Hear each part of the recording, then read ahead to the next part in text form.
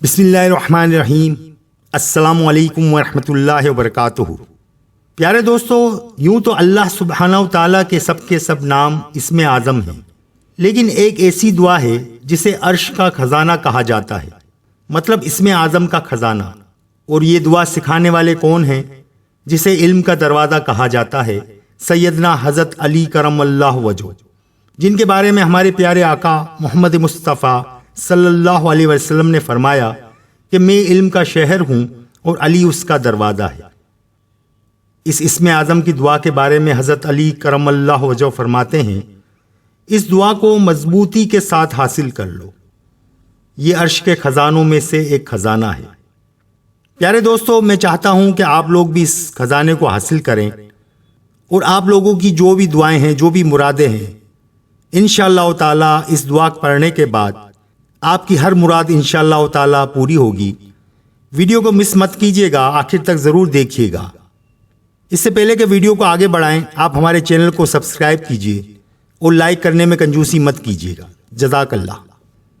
پیارے دوستو، واقعہ کچھ یوں ہے کہ حضرت حسین رضی اللہ تعالیٰ عنہ نے فرمایا کہ ہم طواف میں مشغول تھے کہ اچانک ایک آواز سنی کہ کوئی شخص کہتا ہے، اللہ سبحانہ و تعالیٰ سے دعا کر رہا ہے، اے وہ ذات جو تاریکیوں میں غمزدہ کی دعا قبول فرماتا ہے، اے وہ ذات جو بیماریوں کے ساتھ غم و بلا دور کرتا ہے، بے شک تیرے گروہ نے کعبہ اور حرم کے گرد رات گزاری اور میں دعا کر رہا ہوں اور چشم الہی نہیں سوتی ہے، اپنے فضل و کرم کے صدقے میں میرے گناہوں کو بخش دے۔ اے اللہ، جس کی بخشش کی طرف لوگ اشارہ کرتے ہیں، اگر تیری معافی گناہ گار کی جانب سبقت نہ کرے، کون ہے جو گناہ گاروں پر بخشش کرے؟ حضرت امام حسین رضی اللہ تعالیٰ عنہ فرماتے ہیں کہ مجھ سے میرے والد حضرت علی رضی اللہ تعالیٰ عنہ نے فرمایا کہ تم سن رہے ہو کہ وہ اپنے گناہوں پر کس طرح رو رہا ہے اور اپنے رب کو کس طرح پکار رہا ہے، تم ادھر جاؤ، شاید وہ تم کو مل جائے اور اسے بلا کر لاؤ۔ حضرت امام حسین رضی اللہ تعالیٰ عنہ فرماتے ہیں کہ میں اس کی طرف گیا اور وہ مجھے دور مل گیا۔ میں نے اسے دیکھا کہ وہ ایک خوبصورت چہرے والا بدن کا آدمی ہے، اس کے کپڑے صاف تھے اور خوشبو آ رہی تھی، مگر اس کا داہنا بازو شل تھا۔ میں نے اس سے کہا کہ امیر المومنین حضرت علی کرم اللہ وجہ تم کو بلا رہے ہیں۔ یہ سن کر وہ شخص اٹھا اور مفلوج حصے کو کھینچتا ہوا حضرت امیر المومنین کی خدمت میں پہنچا۔ انہوں نے اس کا حال دریافت کیا اور پوچھا کہ تم کون ہو؟ اس نے کہا، اے امیر المومنین، آپ اس کا حال کیا دریافت کر پاتے ہیں جو عذاب میں گرفتار ہو اور اہل و عیاں کے حقوق کی ادائیگی سے روک دیا گیا ہو اور اپائج ہو؟ آپ نے اس کا نام دریافت فرمایا۔ اس نے اپنا نام منازل بن لاحق بتایا۔ حضرت علی رضی اللہ تعالیٰ عنہ نے فرمایا، تمہارا قصہ کیا ہے؟ اس نے کہا، میں لہو اور لعب میں اور عیش و طرب کی معاملے میں سارے عرب میں مشہور تھا۔ میدانوں میں گھوڑے دوڑانے کے سوا کچھ کام نہ تھا۔ غفلت میں مدہوش کر رکھا تھا کہ نہ میری توبہ کا اعتبار تھا اور نہ معافی مانگنے کا۔ توبہ کرتا تو توبہ توڑ دیتا، جس فعل پہ معافی مانگتا وہ دوبارہ اسی کو کرتا۔ میری حالت یہ تھی کہ رجب اور شعبان کے مہینے میں بھی گناہوں کے ارتکاب سے باز نہ آتا، برابر گناہ کیے جاتا۔ میرا مہربان اور شفیق باپ مجھے جہنم کے عذاب سے ڈراتا تھا اور گناہوں کی ہولناک انجام سے برابر متنبع کرتا تھا۔ وہ کہتا تھا کہ بیٹے، اللہ کی گرفت اور اس کی سزا بڑی سخت ہے۔ اس خدا کی نافرمانی کیوں کرتا ہے جو آگ کے عذاب سے مبتلا کرنے والا ہے؟ تیرے مظالم سے بہت سے ہاتھ فریادی ہیں، عزت والے فرشتے، حرمت والے مہینے، رجب اور بہت سی راتیں تجھ سے نالاں ہیں۔ ان نصیحتوں کے جواب میں اس کو مارتا اور پیٹتا۔ آخرکار ایک دن اس نے میرے مظالم سے تنگ آ کر کہا کہ خدا کی قسم، میں روزہ رکھوں گا اور کبھی نہیں کھولوں گا، برابر نماز پڑھوں گا، رات کو بھی نہیں سوؤں گا۔ چنانچہ ایک ہفتہ اپنی قسم کے وہ موجب انہوں نے کیا اور پھر اونٹنی پر سوار ہو کر مکہ معظمہ میں حج اکبر کے دن پہنچ گئے اور کہنے لگے کہ اب حرم میں جا کر تیرے خلاف اللہ سے مدد مانگوں گا، تیرے لیے بد دعا کروں گا۔ چنانچہ حرم میں پہنچ کر انہوں نے کعبے کے پردے کو پکڑ کر اس طرح فریاد کی کہ اے وہ ذات پاک جس کی طرف دور دور سے حاجی آتے ہیں اور اس بے نیاز اور یکتا ذات کی لطف و کرم کی آس لگاتے ہیں، میری فریاد سن، میرا بیٹا نافرمانی سے باز نہیں آتا، اے رحمان میرے بیٹے سے میرا حق لے لے، اے پاک ذات لم یلد ولم یولد، مجھ پر بخشش کر اور میری بددعا سے منازل کو ایک پہلو مفلوج کر دے۔ منازل نے کہا کہ اس ذات کی قسم جس نے آسمان کو بلند کیا اور پانی کو چشموں سے نکالا ہے کہ میرے والد ابھی یہی تک کہہ پائے تھے کہ میرا دایاں حصہ مفلوج ہو گیا اور میں ان تختوں کی طرح بے حس و حرکت ہو کر رہ گیا جو حرم کے کونوں میں پڑے رہتے ہیں۔ لوگ صبح و شام میرے پاس سے گزرتے تھے تو کہتے تھے یہ وہی شخص ہے جس کے بارے میں اللہ تعالیٰ نے اس کے باپ کی بددعا قبول فرما لی۔ یہ سن کر حضرت علی رضی اللہ تعالیٰ عنہ نے فرمایا، پھر تمہارے باپ نے کیا کیا؟ منازل نے کہا کہ امیر المومنین، میں نے اپنے باپ کو راضی کر لیا۔ جب وہ مجھ سے راضی ہو گئے تو میں نے درخواست کی کہ جس جگہ کھڑے ہو کر آپ نے میرے لیے بددعا کی تھی اسی جگہ کھڑے ہو کر میرے لیے دعا کیجیے۔ انہوں نے میری درخواست کو قبول کر لی اور ہم روانہ ہوئے۔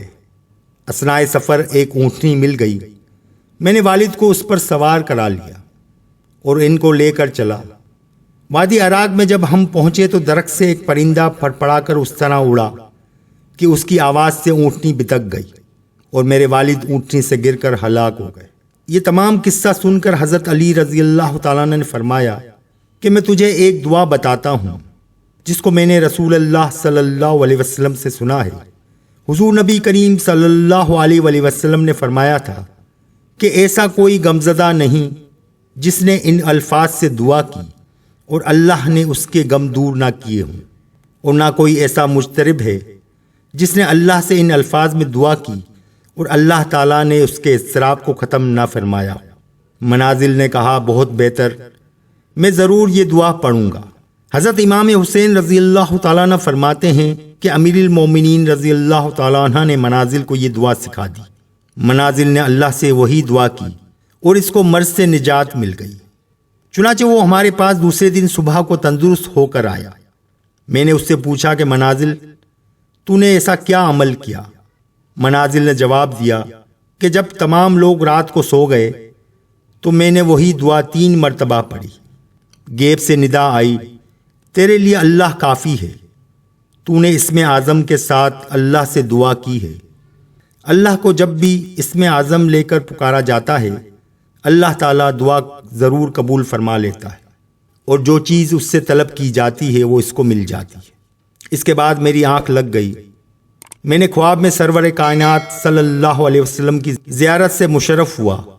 میں نے وہ دعا عرض کی، اس پر حضور نبی کریم صلی اللہ علیہ وسلم نے فرمایا، میرے علی نے سچ کہا، اسی دعا میں وہ اسم اعظم ہے کہ اگر اس کو لے کر اللہ سے دعا کی جائے تو وہ ضرور قبول ہوتی ہے۔ اس کے بعد میری آنکھ کھل گئی۔ کچھ دیر کے بعد میں دوبارہ پھر سو گیا۔ میں نے رسول اللہ صلی اللہ علیہ وسلم کی پھر زیارت۔ میں نے حضور نبی کریم صلی اللہ علیہ وسلم سے گزارش کی کہ میں حضور والا سے اس دعا کے سننے کا مشتاق ہوں۔ حضور نبی کریم صلی اللہ علیہ وسلم نے فرمایا، تو پھر تم اس طرح پڑھو۔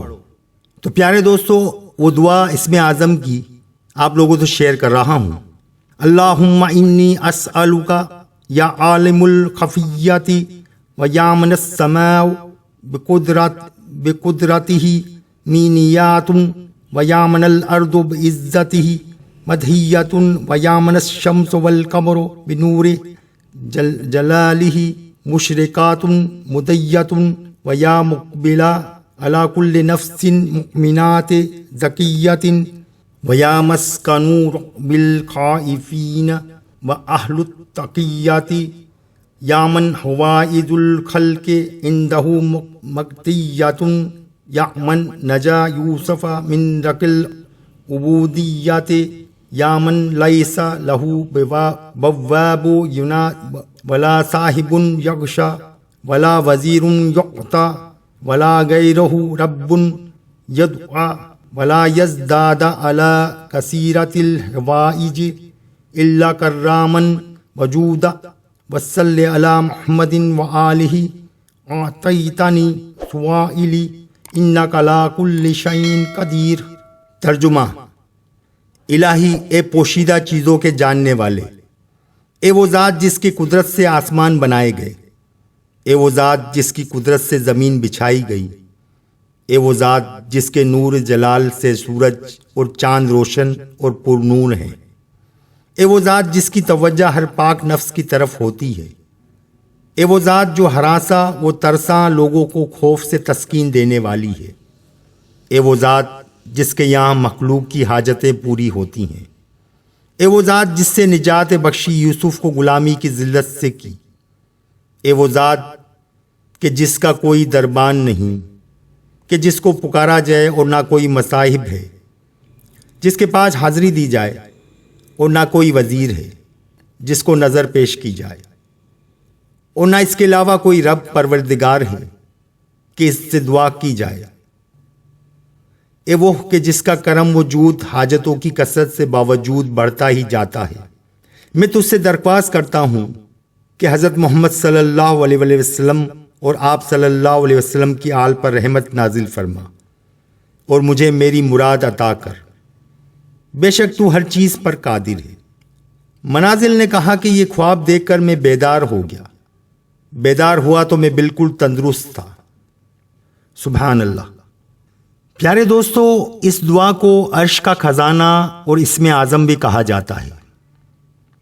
आप लोगों की जो भी दुआएं हैं, जो भी मुरादें हैं, जो भी मुश्किलें हैं, जो भी परेशानियां हैं, आप लोग भी इसका जिक्र करें, इस दुआ को याद कर लें और तकरीबन 3 दफ़ा रात के टाइम पे इशा के बाद या तहज्जुद में 3 दफ़ा इसका विर्द करें और इसके बाद जो भी मुरादें, जो भी दुआएं करेंगे, इंशाअल्लाह ताला अल्लाह सुब्हानहू ताला हम सब की मुरादों को पूरा करेगा। इसके बारे में हज़रत अली रज़ी अल्लाह ताला अन्हु ने फरमाया था कि इस दुआ को मजबूती के साथ हासिल कर लो, ये अर्श के ख़जानों में से एक ख़जाना है। अल्लाह सुब्हानहू ताला से दुआ है अल्लाह ताला हम सब की मुरादों को पूरा करे। वीडियो अगर पसंद आई हो तो लाइक और सब्सक्राइब ज़रूर कीजिएगा। इंशाअल्लाह ताला फिर मिलेंगे नेक्स्ट वीडियो में। अल्लाह हाफिज़।